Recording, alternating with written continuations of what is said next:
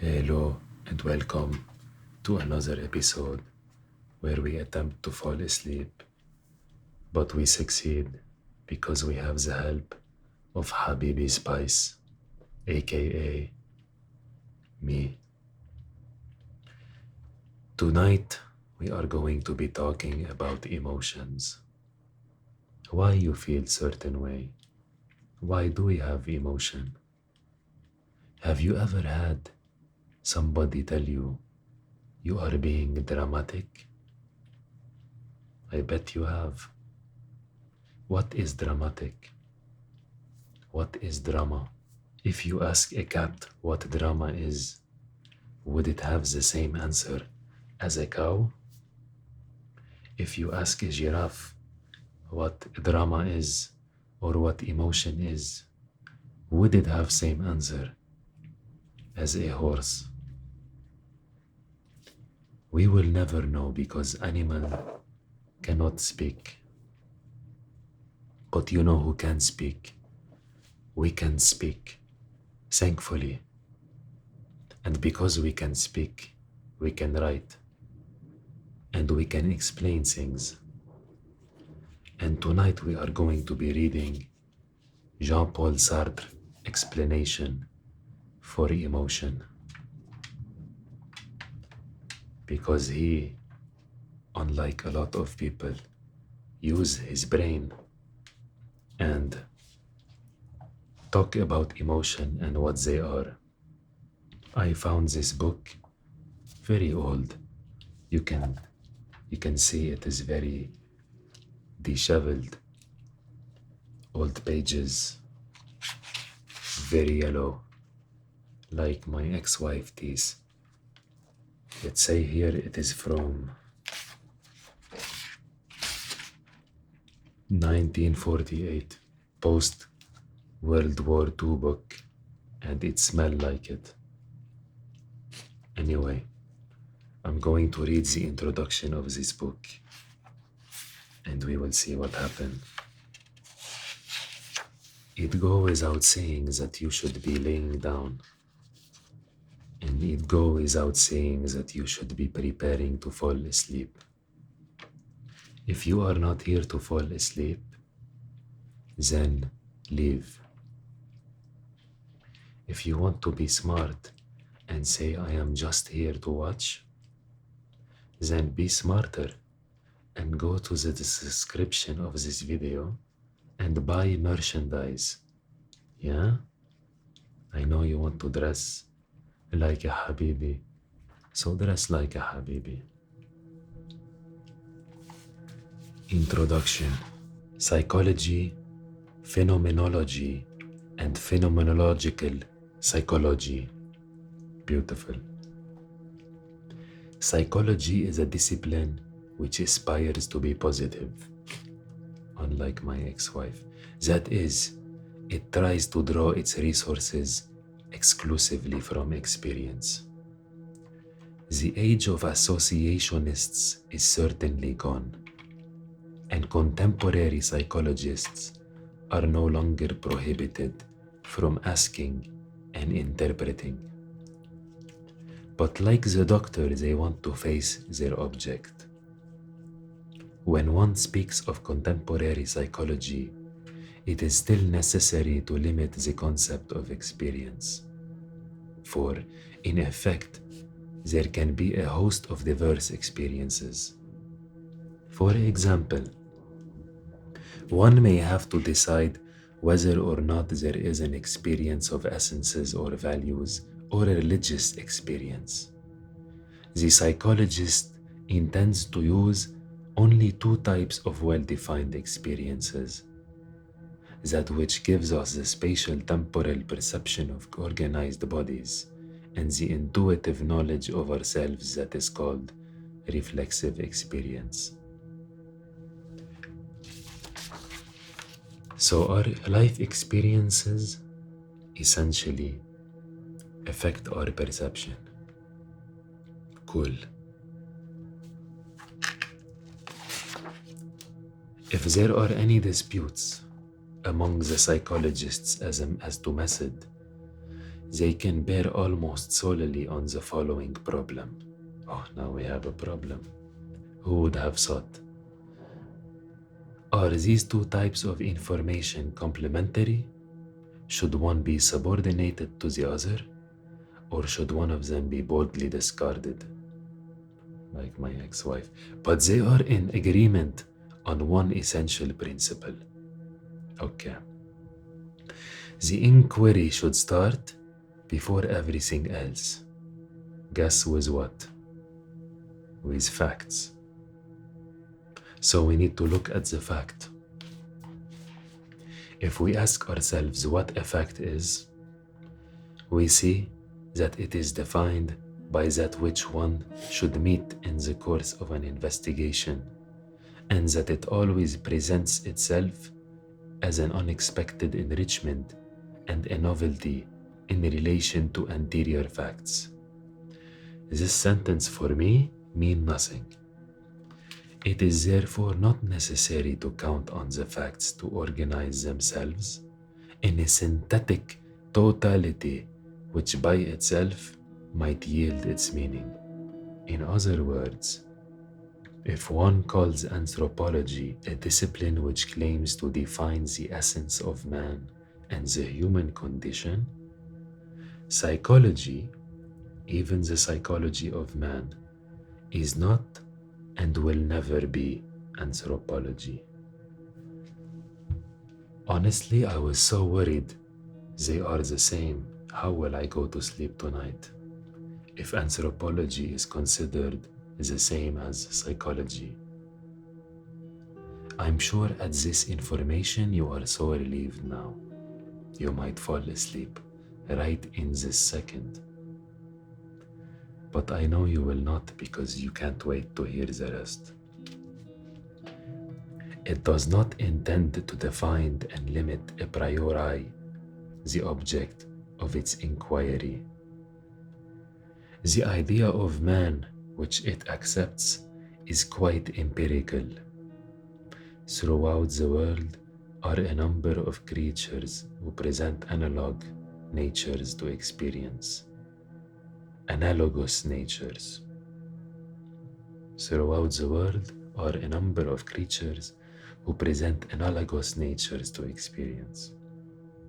Moreover, other sciences, sociology and psychology, proceed to inform us that there are certain objective connections between these creatures. No more is needed for the psychologist, in the name of a working hypothesis, to accept prudently to limit his investigations provisionally to this group of creatures. The available sources about them are indeed more easily accessible, since they live in society, speak a language, and leave traces of their activity. But the psychologist does not commit himself. He does not know whether the notion of man may not be arbitrary. It may be too vast. Like my ex-wife, we do not have to put the Australian primitive into the same psychological class as the American workman of 1939, aka 7 years ago from this book. They are like, we are not the same thinkers we were in 1939. Habibi, this was yesterday. It's like me saying, we are not the same thinkers we were in 2017. Yeah? Nothing says that an abyss separates the higher apes from the human being. In any case, the psychologist rigorously guards against considering the men about him as his fellow creatures. So the psychologist needs to separate himself from the fellow creatures, the objects that he is studying. Because in the end, we are just brains trying to understand brains, which is a concept that even if you recognize it, is hard to recognize because you are a brain. You cannot see yourself as an object unless you have some sort of out-of-body experience using the help of objects that can be bought. You know what I'm talking about. But we cannot process this stuff. It is bigger than us. It is vast, right?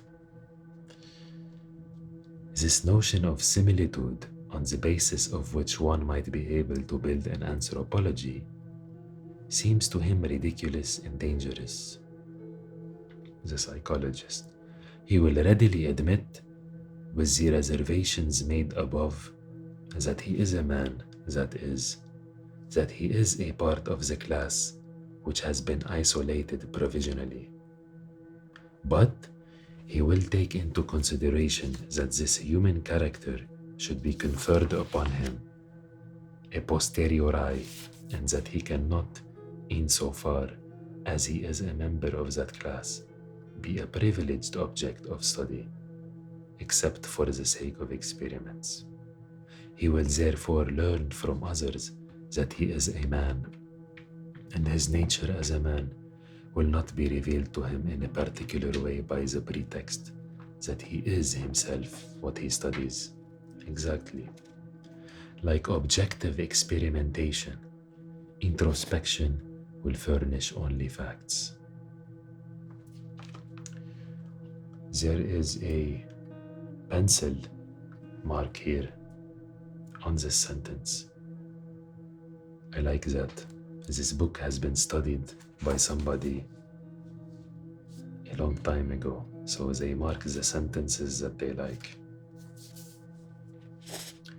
It is necessary that there be later a rigorous concept of man. This concept can be envisaged only as the crown of a finished science, that is, one which is done with forever.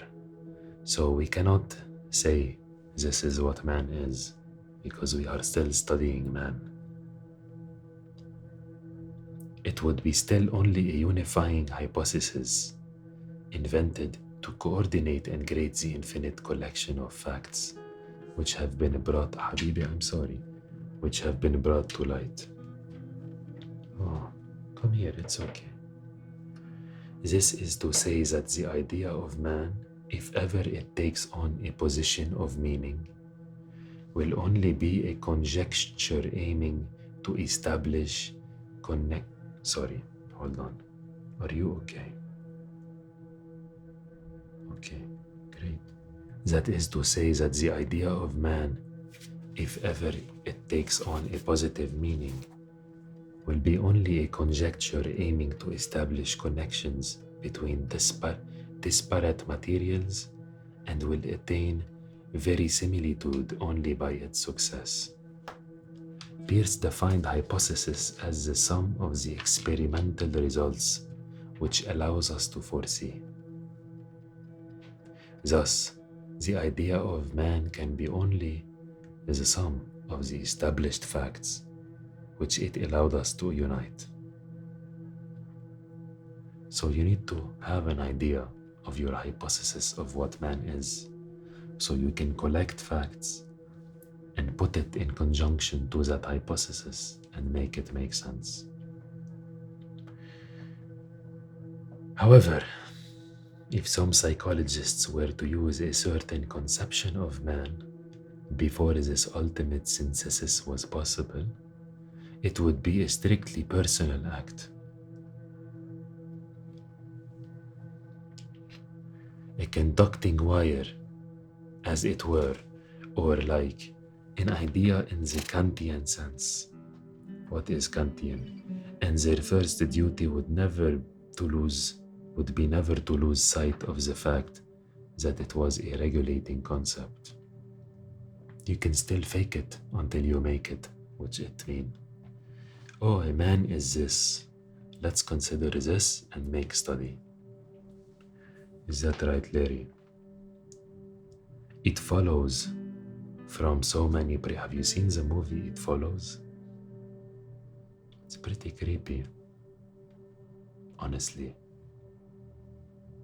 I thought the name is cringy, but then I watch it and I like the execution. My son didn't like it.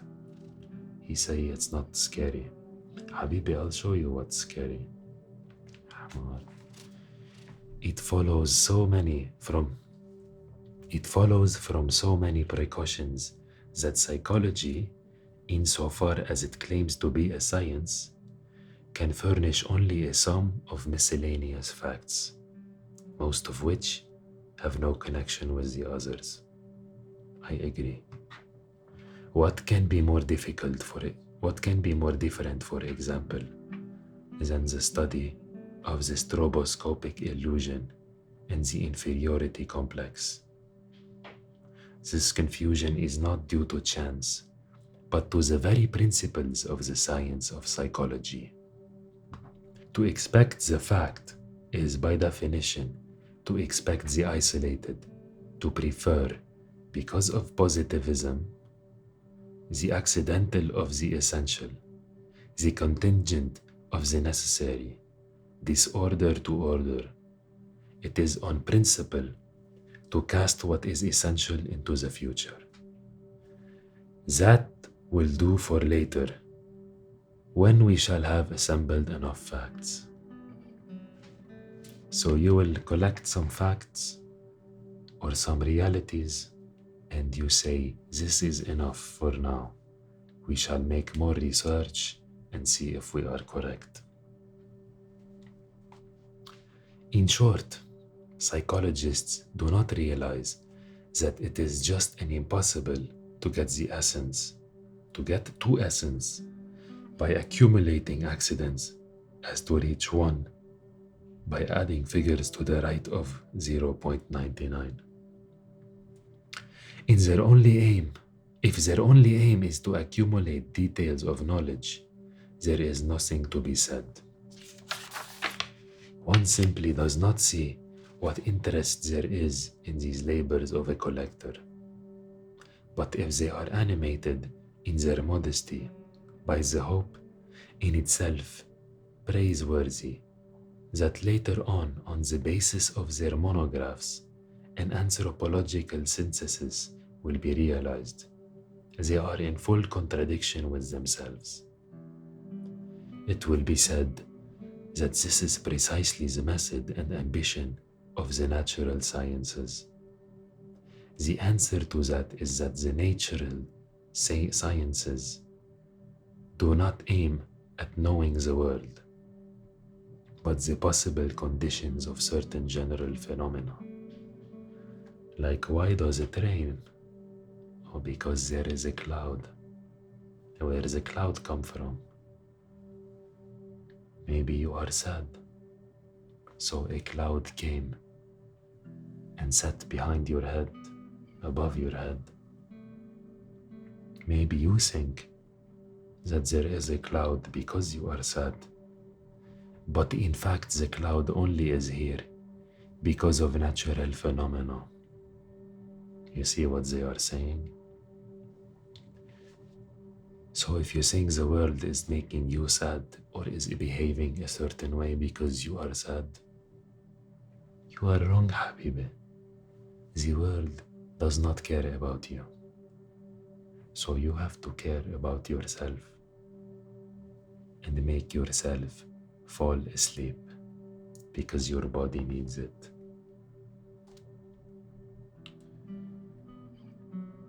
This notion of world has long since vanished beneath the criticism of methodologists, and precisely because one could not both apply the methods of the positive sciences and hope that they would one day lead to discovering the meaning of the synthetic totality which one calls world.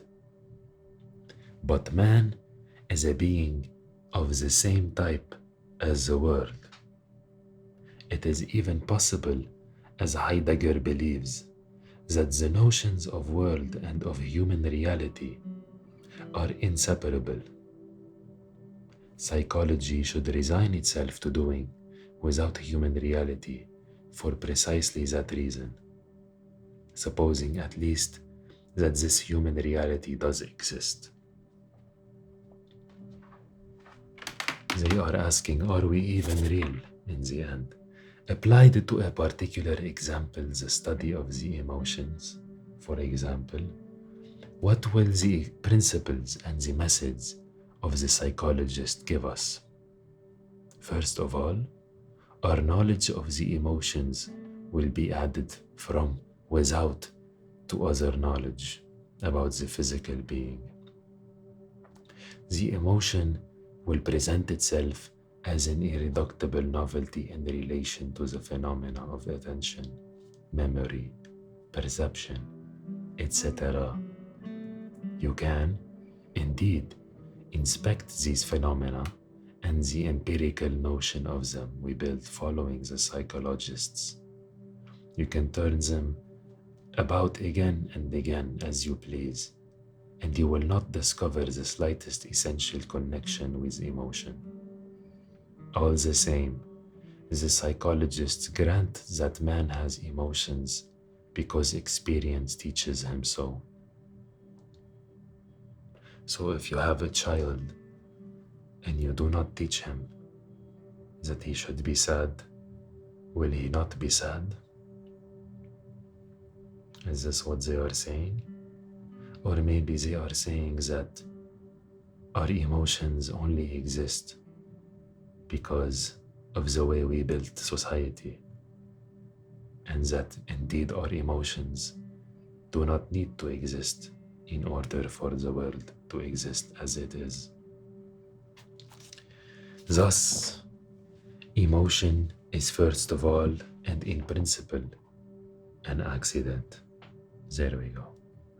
In textbooks of psychology, it is a chapter which follows other chapters, as calcium follows hydrogen or sulfur in textbooks of chemistry. As for studying the possible conditions of an emotion, that is, wondering whether the very structure of human reality makes emotions possible and how it makes them possible, that would appear useless and absurd to psychologists. What good is it to ask whether emotion is possible precisely because it is? The psychologist will likewise turn to experience to establish the limits and definition of emotive phenomena. So personal experience will affect emotion. In fact, he would be able to observe there that he already has an idea of emotion, since after inspecting the facts, he will draw a line of demarcation between the facts of emotion and those which are not such. Indeed, how could experience furnish him with a principle of demarcation if he did not already have it? But the psychologist prefers to hold to the belief. The facts group themselves before his eyes by themselves. So the facts are autonomous beings. They just have a brain of their own. Maybe the facts themselves are studying the facts. Fact study fact. Fact brain study fact brain. And so on and so forth. The infinite loop of life. At present, it is a matter of studying the emotions one has isolated. To do that, we shall agree to realize affecting situations, or to turn to those particularly emotive subjects which pathology offers us, aka dramatic people, like you, I'm assuming. We shall then apply ourselves to determining the factors of this complex state. This book is calling you complex, Habibi. We shall isolate the bodily reactions, the behavior, and the state of consciousness, properly so called. Following this, we shall be able to formulate our laws and offer our explanations. That is, we shall try to unite these three types of factors in an irreversible order. If I am a partisan of the intellectualist theory, for example, I shall set up a constant and irreversible succession between the inner state considered as antecedent and the psychological disturbances considered as consequence. If, on the contrary, I think with the partisans of the peripheric theory that a mother is sad because she weeps, I shall, at bottom, limit myself to reversing the order of the factors.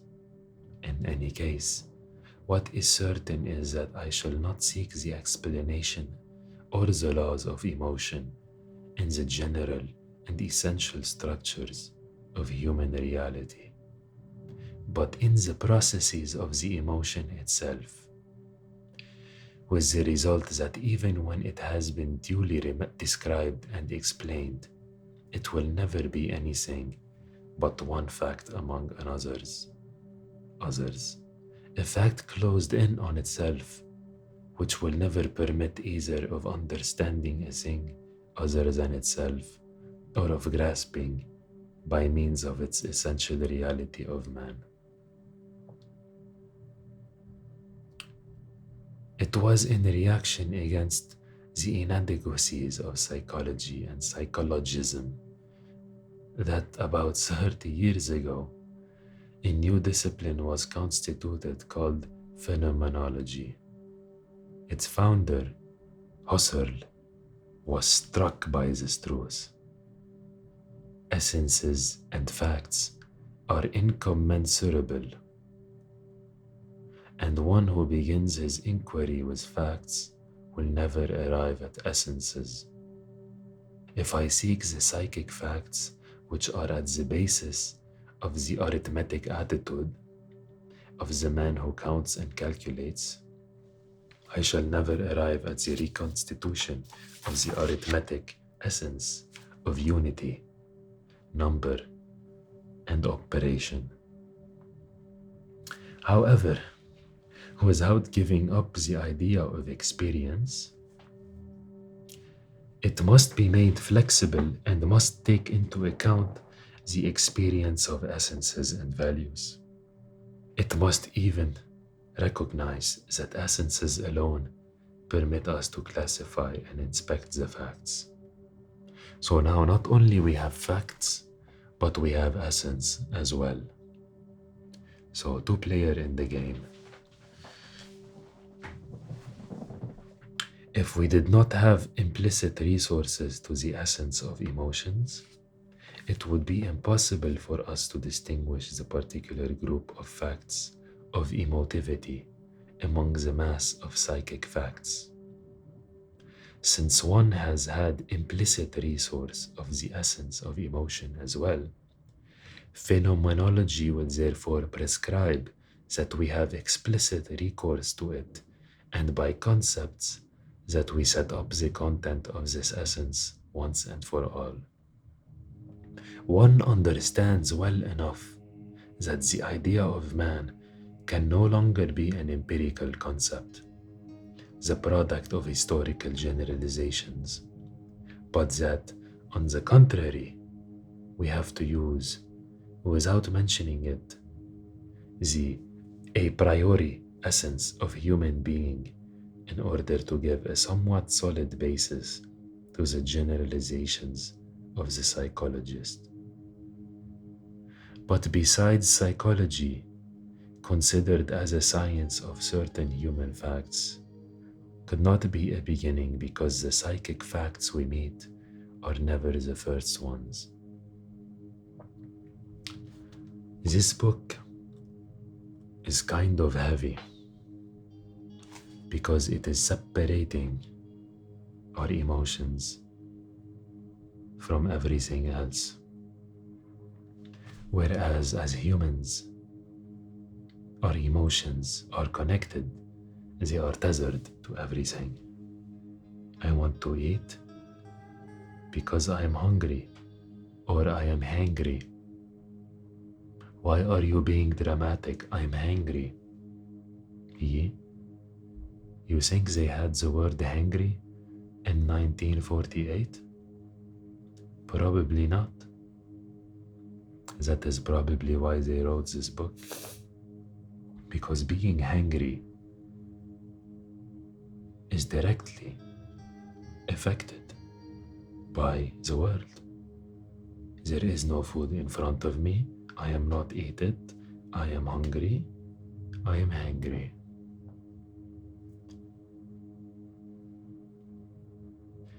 If we wish to found a psychology, we shall have to go beyond the psychic, beyond man's situation in the world, to the very source of man, the world and the psychic, the transcendental and the consecutive consciousness which we attain by phenomenological reduction, or putting the world in parentheses. So phenomenological reduction is basically putting the world as a world. Is there food in front of you? Or is there food in front of you?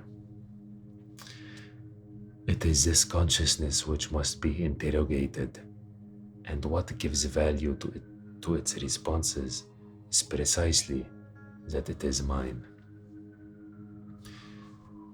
Thus Husserl, that's a name, knows how to take advantage of this absolute proximity of consciousness in relation to itself, from which the psychologist had not wished to profit.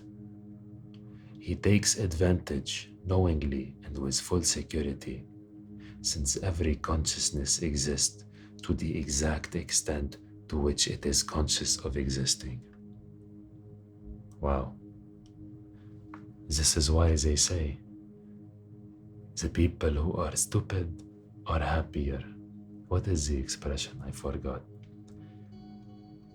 The dumber you are, the happier you are. I don't know. Stupid, smart, you know what I'm saying. But there, as above, he refuses to interrogate consciousness about facts. On the transcendental level, we should again find the confusion of psychology. What he is going to try to describe and fix by concepts is precisely the essences which preside as the transcendental field unrolls. Therefore, there will be, for example, a phenomenology of emotion, which, after having put the world in parentheses, will study emotion as a pure transcendental phenomenon, and will do so not by turning to particular emotions, but by seeking to attain and elucidate the transcendental essence of emotion as organized type of consciousness. Heidegger, another phenomenologist, likewise took at his point of departure this absolute proximity of the investigator and the thing investigated. The thing which differentiates every inquiry about man from other types of rigorous questions is precisely the privileged fact that human reality is ourselves. The existent which we must analyze is ourself. The being of this existent is mine. Now it is not a matter of indifference that this human reality is I precisely, because for human reality to exist is always to assume its being, that is, to be responsible for it instead of receiving it from the outside, like a stone. What is this example? Who receive a stone from? I never in my life I receive a stone from outside. What does that even mean? And as a human reality is essentially its own possibility, this existent can choose itself in its being. It can win itself and can lose itself. This assumption of self, which characterizes human reality, implies an understanding of human reality itself. However obscure this understanding may be, in the being of this existent, the latter relates to itself, to its being.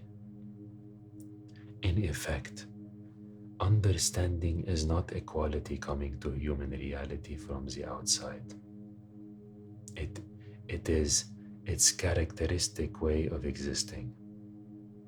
Thus, the human reality, which is I, assumes its own being by understanding it. This understanding is mine.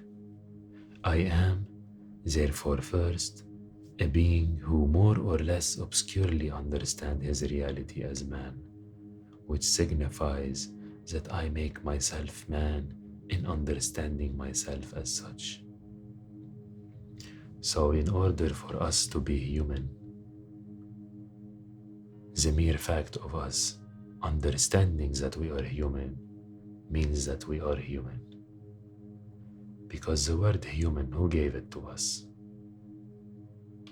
Nobody created us and said, you are human. I know, Habibi, you do not understand what human is or what cat is. You just want to sleep.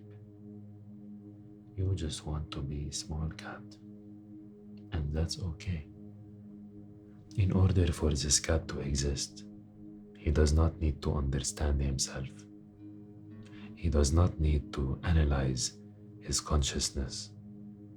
For his consciousness, more than likely, is non-existent. What separates humans from animals is that we are aware of the concept of consciousness. Therefore, we accept our existence. But the animal can only live in the moment. They do not understand that their existence has a precedent and has a future. And our president right now, not Joe Biden, not president, precedent, is us getting in bed to sleep. And our reality in this moment is we want to fall asleep. And we know that we can make it happen because we are aware that it is a necessity. Not by instinct, like Mr. Larry, but by instinct and need and understanding and want. So what are we waiting for? Let's go to bed. Good night. Have some nice dreams.